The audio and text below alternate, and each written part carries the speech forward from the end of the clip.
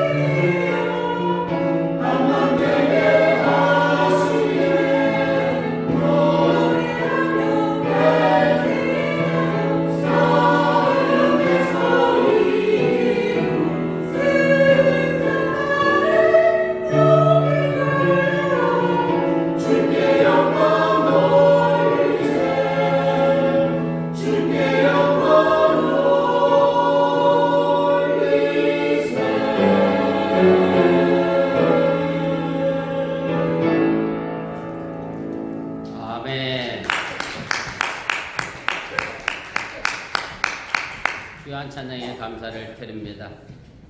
이거 연습하느라고 저희 제가 집에서 참 고생을 많이 했습니다.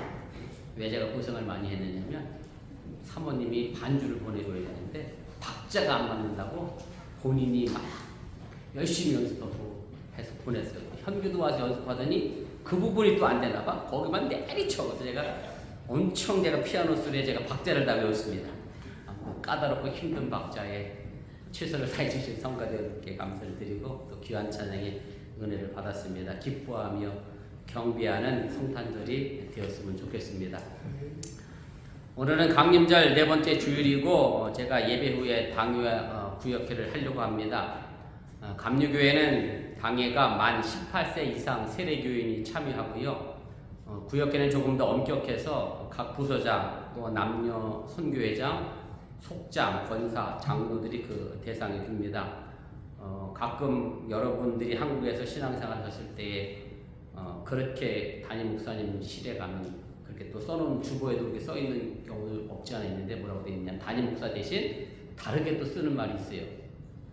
누가 아실까? 정정원 지사님 아실까? 보통 담임 목사님 대신 다시 다른 말을 또 써요? 섬기는 네? 섬기는 아니 섬기는 일은 참 좋은 말이에요. 정원 실사님도 아실 것 같아요. 혹시 담임 목사 대신 또 무슨 말을 쓰죠?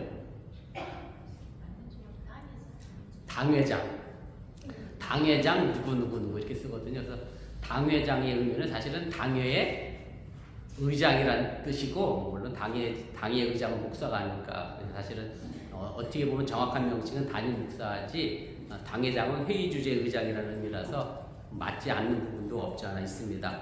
그래서 당회에서 하는 중요한 일은 이제 교회 임원과 각 부서장 그리고 선교회장을 인준하는 것에 있고요. 구역회는 예산 결산의 문제와 그 다음에 교회가 혹시 부동산을 사고 파는 문제가 있다고 하면 재산권에 관련된 문제를 구역회에서 의논하고 결정을 하게 됩니다. 오늘 당회와 구역회를 앞두고 여러분들이 잘 알고 있는 에서와 야곱의 말씀을 통해서 하나님 앞에서 어떤 자세로 교회 일들을 해야 할 것인가를 좀 생각해보며 은혜를 좀 나눠보려고 합니다. 오늘 본문의 시작은 에서가 들에서 이제 사냥을 하다가 배가 고파서 집에 돌아오는 것으로 이제 시작을 합니다. 제가 오늘 뉴스에게 물어봤더니 에서가 형이냐 야곱이 형이냐 그랬더니 야곱이 형이라고 얘기하는 친구가 있어요. 야곱만 많이 들어서 그런가 봐. 여러분들은 안 그렇죠? 누가 형이죠? 에서가 형입니다. 에서가 형이고요. 둘은 쌍둥이입니다. 형제지간이지만 쌍둥이고요. 아무튼 에서가 배가 고파서 집을 돌아오고 있는데 그때 마침 뭘 하고 있었느냐면 야곱이 이제 죽을 끓이고 있었습니다. 너무 배가 고픈 나머지 에서가 야곱의 동생에게 그 죽 한 그릇 먹자라고 이야기를 했더니 야곱은 이때가 기회다 싶어서 형한테 뭐라고 요구하느냐면 형이 가지고 있는 장자의 명분, 장자의 권리를 그럼 내게 팔아라 그렇게 제안을 하게 됩니다.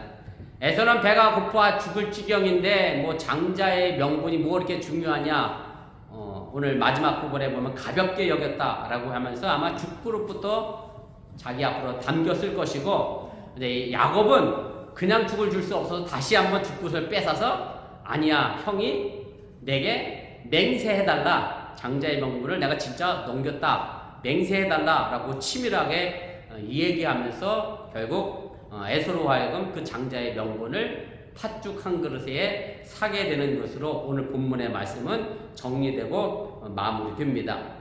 에서로서는 당장 배가 고파 죽겠는데 그깟 장자의 권리와 명분이 뭐 지금 당장 중요하겠느냐라고 생각을 했을 것이고, 왜냐하면 장자의 명분이라고 하는 것은 아버지가 살아있을 때는 아무런 의미가 없기 때문에 그렇습니다. 아버지가 죽고 난 다음에는 장자의 권리와 유산을 내가 상속받는 거지, 지금 아버지가 살아계신 상황에 아직 먼 미래의 일이니까 지금 아버지가 또 언제 죽을지 모르니까 지금의 장자의 명분은 아마 필요 없을 것이라 생각해서 쉽게 팥죽 한 그릇에 그것을 넘기지 않았을까라고 생각을 하게 됩니다. 우리는 이 본문을 읽고 에서가 참 어리석다, 그 중요한 장자권을 왜 팥죽 한 그릇에 팔았을까, 참 바보구나 라고 생각만 한다면 오늘 이 말씀은 저와 여러분들에게는 아무런 의미가 없는 말씀으로 그냥 그 자리에 멈춰져 있게 됩니다. 무슨 말씀인가 하면 이 말씀이 더 이상 우리에게 살아있는 하나님의 말씀으로, 생명의 하나님 말씀으로 다가오지 않는다라고 하는 말씀이고, 오늘 이 말씀 속에서 하나님을 내게 주고자 하는 말씀의 의미가 무엇인지 좀 생각해 보면서 정말 오늘 강림절과 또 당회와 구역에 임하는 여러분들의 신앙의 모습을 점검해 볼 수 있기를 주님의 이름으로 부탁을 드립니다. 첫째로 생각할 것은 하나님의 나라를 상속받기 위해서 현실의 배고픔을 이겨내야 합니다. 하나님의 하시는 일을 항상 어찌 보면 이 세상 사람들이 생각하는 것과 반대로 예상할 뒤없는 일이 자주 성경에서는 일어나게 됩니다. 형 에서가 큰아들이기 때문에 당연히 그 장제의 권리를 이어받는 것도 너무나 나도 당연한 일임에도 불구하고 결국 이스라엘의 12지파는 형이 아닌 동생 야고보를 통해서 형성되어지게 되고 이스라엘 민족을 이루게 됐다라고 하는 얘기입니다. 우리나라 민법도 많이 바뀌어서 지금은 딸도 아버지의 재산을 상속받을 수 있는 권리가 생겼습니다만은 여러분들이 아시는 것처럼 옛날에는 딸은 출가 외인이라 아예 상속에서 배제가 됐고 아들들만 이제 상속을 받게 됐습니다. 물론 이것은 거의 이스라엘 전통도 동양 문화권에 있다 보니까 비슷하게 나타나게 되고요. 신명기 21장 17절 말씀에 보면 이 큰아들은 아버지의 재산을 다른 형제들보다 2배 정도 더 물려받게 되어 있습니다. 그리고 아버지의 축복도 당연히 큰아들에게 물려가는 것이고 그때 당시 세상이 이치였고 지금도 어찌 보면 많은 부분, 일정 부분 남자 중심으로 돌아가는 것이 지금 세상의 모습이기도 하고 여자분들이 조금 속상하겠지만 어쨌든 현실의 모습은 그렇게 움직이고 있음을 우리가 보게 됩니다. 그러나 세상 사람들이 생각하는 그 당연한 일이 하나님의 경륜과 섭리 속에서는 전혀 다른 방향으로도 전개된다라고 하는 사실입니다. 아마 형 에서로서는 그렇게 생각할 수 있었을 겁니다. 내가 지금 팥죽 한 그릇에 장자의 권리를 팔았다고 해서 실제적으로 형이 동생이 되고 동생이 형이 되는 법은 없을 테니까 별거 아니다 라고 아마 생각하고 장자의 명분이 권리가 그렇게 중요하지 않다라고 생각을 했을 겁니다. 어떻게 생각해보면 또 에서야말로 장자의 명분쯤은 괜찮다, 대수롭지 않다, 통 큰 사내 남자 같다, 멋있다 할 수 있는 모습으로도 비춰줄 수 있다라고 하는 얘기입니다. 그런데 장자의 명분과 권리는 단순한 권리가 아니라 거기에 막중한 책임도 함께 부여되고 있다라고 하는 것을 에서는 알지 못했다라고 하는 얘기입니다. 제가 오늘 유수에게 이 질문을 했어요. 정확히 얘기하면 김지현 성도님이 계셔서 그 태열이하고 서윤이가 있어서 김지현 성도님 집이 내가 재산이 얼마 있는지 모르지만 집 한 채가 거기 있잖아. 살고 있는 집이 있어서 서윤아 그 재산 그 집 한 채를 엄마가 아버지가 다 돌아가시면 누가 가져야 되겠냐? 그랬더니 서윤이가 뭐라 그랬겠어요? 내가 가져야 된대. 그 집은 내 거래. 여러분들의 자식이 그렇게 생각할 수도 있어요. 잘 생각해야 돼요. 그래서 제가 그 다음에 또 물었어. 그러면 서윤아, 엄마 아버지가 이제 다 늙어서 힘이 없고 병들었는데 그럼 엄마 아버지를 누가 케어해야 되겠지? 요양원에 보내야 될까? 그랬더니 그 케어는 또 누가 해야 될 것 같아? 오빠가 해야 되는데 또 그 케어는 딸들이 그렇습니다. 딸들이. 그래서 자 서윤아 이제 알겠지? 왜 옛날부터 아버지의 재산은 아들한테 갔는지. 왜 갔어요? 부모를 모셔야 될 책임이 함께 주어진 권리이기 때문에 그런 식의 논리로 아들에게 물려받고 아들은 또 부모를 봉양할 책임을 가지고 있었다라고 하는 얘기고요. 그래서 사실은 장자의 권리를 지키기 위해서는 뭐냐면 거기에 대한 책임도 내게 주어져 있고 그 책임과 더불어서 내게 복이 주어진다고 하는 사실을 에서는 전혀 알지를 못했다라고 하는 얘기입니다. 에서는 자신의 장자의 권리를 지키기 위해서 지금 당장 배가 고픈 현실의 모습을 참고 견딜 수 있어야 했는데 그렇게 하지 못했고 자신의 책임을 다하지 못했다라고 하는 말씀입니다. 제가 유수에게 자주 하는 말이 있습니다. 어찌 보면 유수가 학교에서 공부를 열심히 하고 최선을 다하는 그리고 좋은 성적을 받으려고 하는 이유는 뭐냐면 결정적으로는 대학을 가고자 하는 것이 있습니다. GPA 관리 잘해야죠.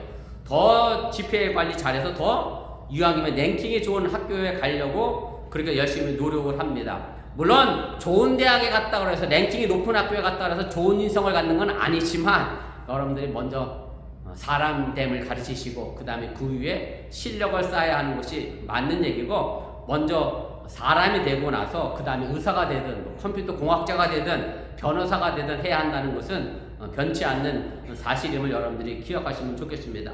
그래서 사실은 그런 꿈을 가지고 있는 뉴스가 있는데, 그저 밤낮 게임만 하고 난 좋은 데 갈 거야 라고 한다면, 꿈을 가지고 거기에 대한 책임을 다하지 않는다고 하면 그 꿈은 그저 한낱 개꿈에 불과하다라고 하는 얘기고, 뭔가 그 꿈을 우리가 이루려고 하면 지금 현실에서 내가 당장 참아내야 하고 견뎌내야 될 배고픔이 있고, 그것을 견뎌내고 참아내야만 그 다음에 꿈을 이루어갈 수 있다라고 하는 사실을 여러분들이 기억하시면 좋겠습니다. 오늘 우리는 당회를 통해서 내년에 새로운 임원을 세우려고 합니다. 생각해보면 그럴 수 있습니다. 회사에서야 승진하고 호봉이 올라가고 직급이 가면 월급이 많아지고 연봉이 올라가는데, 교회에서 집사가 되고 권사가 되고 속장이 되고 장로가 되고 하면 세상적인 기준으로 보면 아무것도 생기지 않는 일이고, 어찌 생각해보면 교회에서 더 많은 희생과 더 많은 일을 해야 한다, 봉사를 요구하는 것이 교회 임원과 직책이다, 그래서 나는 그거 하기 싫다라고 생각할 수도 있습니다.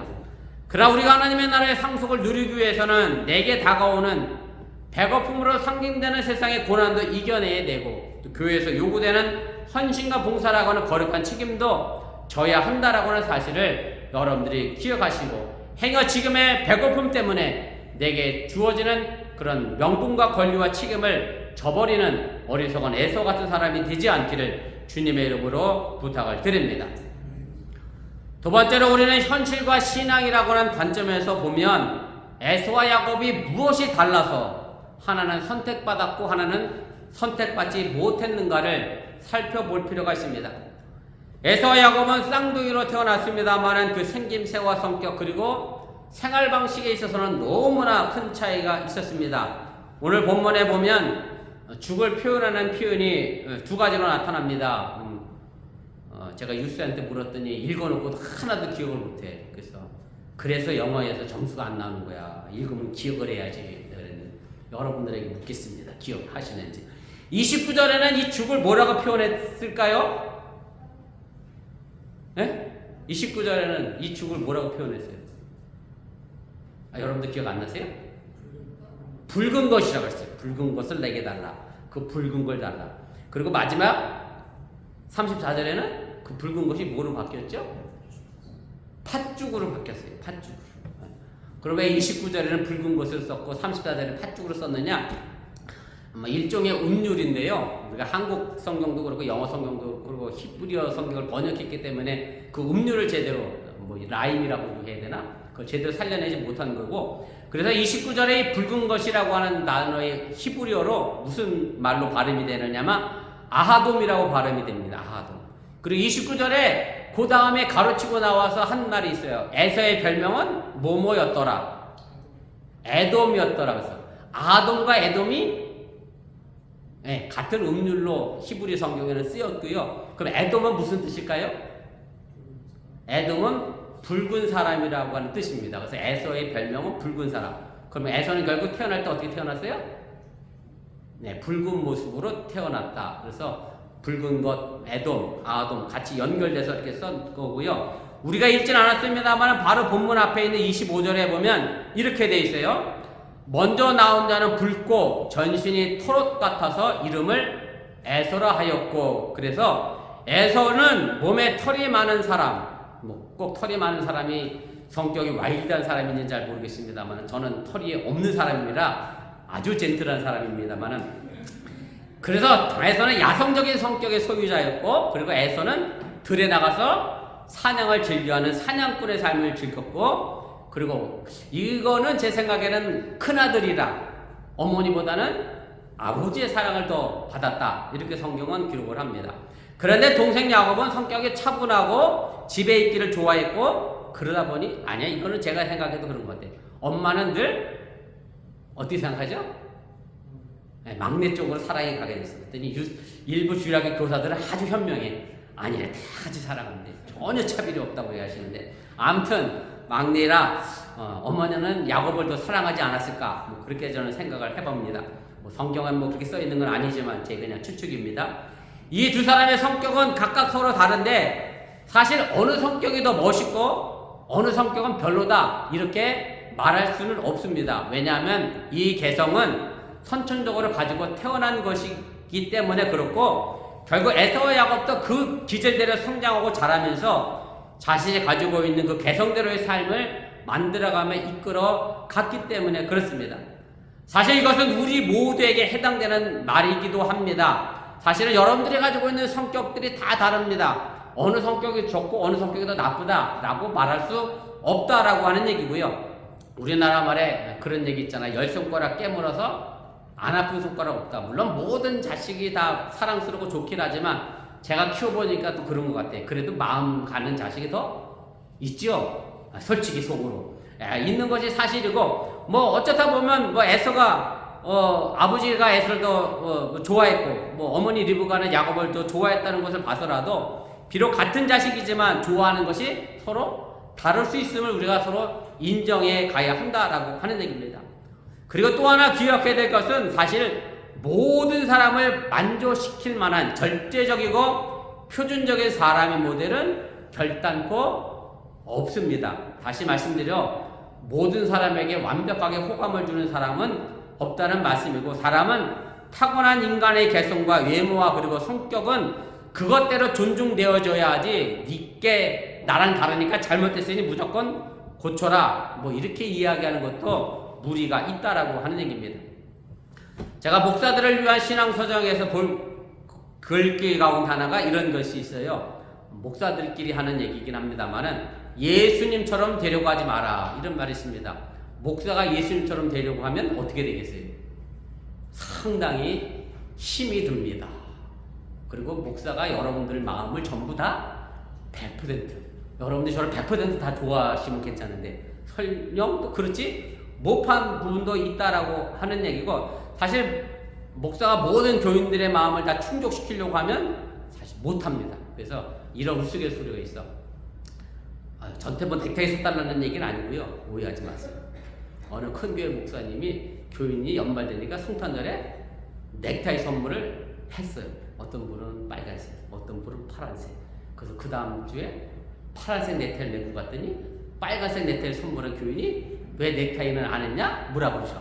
그래서 그 다음 주에 파란색을 안 메고 빨간색을 메고 갔더니 또 파란색 교인이 그 다음 주에 또 삐졌대. 그럼 그 다음 주는 목사님 어떻게 했겠어? 빨간색, 파란색 다 메고 강단에 섰다는 거야. 뭐 전태 넥타이 사달라는 말은 아니고요. 그렇게 할 수도 없기 때문에 조금 내려놔라, 이제 그런 말씀의 내용인데, 사실 교회 임원도 마찬가지입니다. 제가 여러분들을 집사로 세우고 권사로 세우고 장로로 세우고 각 부서장을 세우고 또 남녀 선교회장을 세웠는데, 여러분들이 전부 뭐 회원들에게, 모든 교인들에게 다 100% 만족해서 세우는 게 아니라 부족한 대로 그 자신들의 가지고 있는 모습 그대로 인정하고 우리가 그것을 통해서 새로운 방향으로 나아가는 것이 우리에게 필요하다라고 하는 사실을 여러분들이 기억하시기 바랍니다. 문제는 뭐냐면, 내가 가지고 태어난 선천적인 성격과 기질과 독창성을 어떻게 사용하면서 내 삶을 살아가느냐에 달려져 있다라고 하는 얘기고, 그래서 에서처럼 자유의지를 잘못 사용해서 팥죽 한 것을 파는 인생이 되는 사람도 있고, 아니면 야곱처럼, 사실 야곱 나쁜 사람이잖아요. 사기꾼이잖아요. 그것을 이용해서라도 자신이 하나님 앞에 복을 받는 길로 자유의지를 선택해서 나갈 수도 있는 것은 전적으로 우리에게 주어진 책임이라고 하는 사실을 여러분들이 기억하시길 바랍니다. 사실 에서가 바보 같고 야곱이 잘한 것처럼 보이지만 사실 그것도 아니에요. 야곱도 굉장히 나쁜 사람입니다. 어찌 보면 형을 완전히 속인 사람이고, 형만 속인 게 아니라 성경책 더 뒤로 가면 누구도 속였어요? 아버지도 속이는 정말로 강교한 사람이 야곱인데, 그런데 왜 하나님은 그 우직한 양성이 넘치는 에서를 버리고 그 간교한 야곱을 선택했느냐라고 하는데, 뭐가 달랐기 때문에 이런 차이가 생겼느냐 우리가 생각해 볼 필요가 있다라고 하는 얘기입니다. 당장 배고픈 배를 채울 수 없는 것이 어찌 보면 신앙의 모습과 우리가 연결해 본다라고 하면, 뭐 신앙은 그런 것 같습니다. 당장 내 배고픈 배를 채울 수는 없습니다. 그래서 신앙은 별거 아니다, 교회 직분은 별거 아니다라고 그렇게 생각해 버린다라고 하면 우리는 에서와 같은 현실주의자가 됩니다. 당장 배고픈 것만 해결하며 살려고 합니다. 그러니 당장 배를 채울 수 없는 신앙생활의 의미가 없다고 생각하는 것이 많은 사람이 지금 그렇게 살아가고 있다고 해도 틀리지 않고, 그러다 보니 지금의 사회는 점점 더 물질이 최고다라고 하는 물질 만능주의 시대가 되고 있는 안타까운 현실의 모습을 우리가 보게 됩니다. 에서가 가지고 있었던 장자의 권리는 지금 당장 뭔가 에서에게 생기는 권리는 아닙니다. 언젠가 상속받게 될 미래의 내용입니다. 인내의 시간이 필요하고 기다림의 시간이 필요로 하다라고 하는 얘기입니다. 결국 신앙이라고 하는 것은 고난을 참고 기다리며 언젠가는 하나님의 나라의 상속인 생명이 주어질 것이라고 하는 미래의 약속입니다. 그러나 현실주의자 같은 에서와 같은 사람에게는 항상 미래보다는 오늘이 중요하고 막연한 약속보다는 확실한 현실이 더 중요하게 생각하게 된다라고 하는 얘기입니다. 꼭 그런 건 아닌데 또 대부분의 현실주의자들은 그런 것 같습니다. 항상 의무보다는 뭘 내세우냐면 자신의 권리를 내세우고 주장하지만 그 권리에 따른 책임은 지려고 하지 아니하는 지극히 무책임한 사람들이 많이 있음도 우리가 보게 됩니다. 사실 야곱이 에서에게 팥죽 한 그릇 팔면서 그냥 팔면 되지 굳이 맹세까지 시킨 이유는 제 생각에는 이것 때문일 것 같아요. 왜냐하면 에서가 성격이 그렇다 보니 그렇게 해놓고 나중에 뭐라 그러겠어. 야곱한테 뭐 찾아 빨리 뭘 남겨줘야 됐나 봐. 빨리 뭘 줘. 찾기가 필요하네. 저기 뉴스 영어 보러 갑니다. 내일 광고에 뉴스가 영어 보러 오니까 예배를 많이 왔어. 우리도 다음에 예배 보고 영어 보러 가야 되겠어. 어른들 많이 오라고. 어디까지 얘기했지? 야곱이 말입니다. 이걸 팔면서 형을 붙들어 놓고 맹세를 시켜. 왜냐면 에서 같은 성격은 또 이럴 수도 있어. 기껏 동생한 거 내 팥죽한 걸 내 장자권 팔아서 그래 놓고 야 내가 언제 그랬어? 야 그냥 그 배고픈 거니까 그냥 한 소리지 너 진심으로 그걸 들었냐? 주로 현실주의자들은 이렇게 이야기하며 자신의 책임을 또 모면해 가기 때문에 어찌 보면 현실주의자들은 또 무책임한 사람이라고 해도 틀리지 않다라고 하는 얘기입니다. 현대를 살아가고 있는 우리들 모두가 어찌 보면 이 에서와 같은 삶을 살아가고 있다고 해도 저는 틀리지 않다라고 생각합니다. 그렇다고 해서 야곱의 에서보다 더 인격이 뛰어나거나 더 도덕적이거나 윤리적인 사람이었기 때문에 하나님의 선택을 받고 구원의 상속자가 된 것은 결코 아니라는 사실도 여러분들이 기억하시면 좋겠습니다. 형을 속이고 아버지까지 속일 수 있는 사기성을 지닌 단점이 많은 사람이 바로 야곱입니다. 그런데도 어떻게 야곱은 아브라함의 뒤를 이어 이삭을 이어 구원의 족장이 될 수 있었을까 하는 것이 바로 우리가 오늘 배워야 될 신앙의 교훈임을 여러분들이 깨달으시기 바랍니다. 야곱에게는 그의 모든 사람됨의 약점에도 불구하고 현실 이상의 것을 바라보는 눈이 있었습니다. 오늘이 아닌 내일의 소망을 생각하고 현실을 넘어 이상을 추구하며 보이지는 않지만 실제로 존재하는 하나님의 축복과 보다 숭고한 하늘나라의 상속을 받으려고 하는 신앙의 열정이 바로 야곱에게는 있었다라고 하는 말씀입니다. 에서가 하나님의 약속인 장자의 명물을 팔아 팥죽을 사 먹었다고 하면 야곱은 팥죽을 팔아서 하나님의 약속인 장자의 권리를 샀다는 말씀입니다. 현실과 신앙의 관계에서 본다라고 하면 에서는 신앙을 팔아서 현실을 샀고 야곱은 현실을 팔아서 신앙을 샀다라고 하는 얘기입니다. 이것이 바로 에서와 야곱의 극단적인 자의의지의 선택의 결과라고 하는 말씀입니다. 오늘 당회와 부역회를 통해서 이제 교회 임원과 또 내년도 예산을 우리가 세워가려고 합니다. 어찌 보면 눈에 당장 보이는 아무 이익도 없는 직분을 맡게 되고 또 어찌 보면 이익보다 교회에 더 많은 희생과 헌금을 해야 하는 상황이 놓이게 될 수도 있습니다. 그러나 지금 당장 바라보는 에서의 삶이 아닌 야곱의 삶의 모습을 통해서 하나님의 나라를 유산으로 물려받아 지금의 현실의 생활도 하나님의 나라로 만들어갈 수 있기를 주님의 이름으로 축원을 드립니다. 세 번째로 우리가 생각해봐야 될 것은 에서와 야곱이 전혀 상반되는 사람의 모습이지만 바로 우리들 마음속에는 이 에서와 야곱이 같이 공존하고 있다고 하는 사실입니다. 에서와 야곱은 두 사람이기보다는 사실 우리 속에 공존하는 인간성의 두 가능성이라고 말할 수 있습니다. 바로 이것 때문에 우리는 늘 내지 않은 현실과 신앙의 삶 속에서 에서와 야곱의 삶의 모습 속에서 치열하게 부단하게 싸우고 있다라고 하는 얘기입니다. 오늘도 우리는 이 팥죽 한 그릇과 장자의 권리가 우리 내면에서 부단히 거래되고 있다라고 하는 말씀입니다.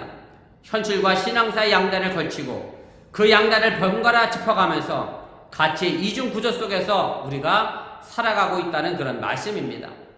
이런 이중적인 삶이 우리에게는 참 매우 익숙해져서 버렸고 그렇게 사는 것이 현명한 것처럼 생각되기도 합니다. 그래서 일주일에 하루는 교회 가서 거룩한 생활을 하고 나머지 6날은 철저하게 현실적으로 살아가는 세상의 삶의 모습을 우리가 산다라고 하면 우리 에서와 야곱의 두 얼굴을 가진 사람들이라고 해도 틀리지 않다라고 하는 얘기입니다. 물론 저 자신이라고 예외는 아닙니다. 저도 이 에서와 야곱 사이에서 늘 갈등하기도 하고 제가 집안 감리사 일을 하면서도 하나님의 약속을 믿기보다는 인간의 빠른 생각과 빠른 효과를 집착하게 되고 그래서 그러다 보면 회의를 또 그렇게 이끌어가는 모습도 제가 보게 됩니다. 목사님들이 자주 하는 말이 있습니다. 우리 기도해 봅시다. 이런 얘기인데 어떤 경우로 생각해 보면 야, 목사님이 참 답할 말이 따로 없으니 뭐 하자고? 기도해 보자고. 야, 현실을 회피하는 말을 저렇게 하시는구나. 그러니까 생각할 수도 있겠습니다만은 사실 우리는 무엇보다 기도해야 하고요. 기도를 통해서 우리는 에서를 선택할 것이냐, 야곱을 선택할 것이냐에 관련돼서 기도를 통해 에서가 아닌 야곱의 길을 선택해 가는 것이 우리의 신앙의 삶의 모습이 되어져야 한다는 사실을 여러분들이 잊지 마시기 바랍니다. 예수님이 공생애를 사시기 전에 40일 동안 금식하시고 배가 고팠습니다. 그리고 사탄이 와서 이렇게 이야기하죠. 내가 하나님의 아들이면 이 돌을 가지고 빵을 만들어 먹어라. 아주 일석이조의 좋은 말입니다. 돌을 가지고 빵을 만들면 하나님의 아들이라는 것도 증명이 되고 그리고 배가 고픈 것도 해결이 되고 너무나 타당하고 합리적인 그런 말로 예수님을 사탄이 유혹을 하게 됩니다. 이것이 예수님에게뿐만 아니라 우리에게 다가오는 너무나 쉬운 사탄의 유혹이라고도 우리가 할 수가 있습니다. 그러나 예수님은 이 유혹에 대해서 에서의 선택을 하지 않았습니다. 야곱의 선택을 하시게 됩니다. 사람이 빵으로 살 것이 아니요 하나님의 입으로 나오는 말씀으로 사는 것이라고 하면서 우리가 구해야 할 것은 빵이 아니라 신앙임을 말씀해 주셨습니다. 그러면 배고픔을 해결하기 위하여 빵을 얻으려고 하는 것은 하지 말아야 하느냐? 오해가 없으시길 바랍니다. 결코 그런 것은 아니라고 하는 것이고 우리의 우선순위의 문제가 어디에 있어야 하느냐에 있음을 여러분들이 꼭 기억하시길 바랍니다. 빵과 신앙 사이에서 우리가 먼저 선택해야 하는 것은 신앙이라고 하는 얘기고 그렇게 되면 하나님은 빵의 문제까지라도 해결해 주실 것이라고 하는 말씀이 바로 예수님께서 하신 말씀 속에 담겨져 있는 의미라고 하는 것을 여러분들이 기억하시기 바랍니다. 우리가 이 약속을 믿지 못하게 될 때 우리는 어떻게 되느냐면 현실적인 물질적인 축복만을 구하게 됩니다. 그래서 하나님을 마치 옛날 얘기에 있는 도깨비 방망이처럼 생각해서 하나님 빵 주세요 뚝딱, 돈 주세요 뚝딱 하는 그런 신앙생활을 할 수밖에 없는 위험에 빠지게 된다는 그런 말씀입니다. 우리의 마음속에는 여전히 에서와 야곱이 함께 있습니다. 이것은 그 누구도 부정할 수 없는 사실입니다. 지금도 우리는 팥죽 한 그릇과 장자의 권리를 놓고 우리는 현실과 신앙 사이에서 끊임없이 갈등을 겪으며 살아가게 됩니다. 그런데 우리가 반드시 기억해야 될 것은 영리하게 팥죽 한 그릇을 택한 사람은 팥죽과 장자의 권리도 다 잃어버리게 된다라고 하는 얘기고 팥죽을 팔아서라도 장자의 권리를 붙잡고 신앙의 약속을 택한 사람은 하나님 나라의 상속자로서 그 사람이 이런 것 때문에 하나님으로부터 얻는 축복도 더 넘치게 된다고 하는 사실을 여러분들이 믿으시기를 바랍니다. 오늘 강림절 4번째 주일 방해와 구역회를 앞에 둔 이 아침에 여러분들 에서와 야곱, 현실과 신앙, 팥죽 한 그릇과 장자의 권리 사이에서 더 좋은 것을 택하는 우리 모두가 될 수 있기를 주님의 이름으로 간절히 축원을 드립니다.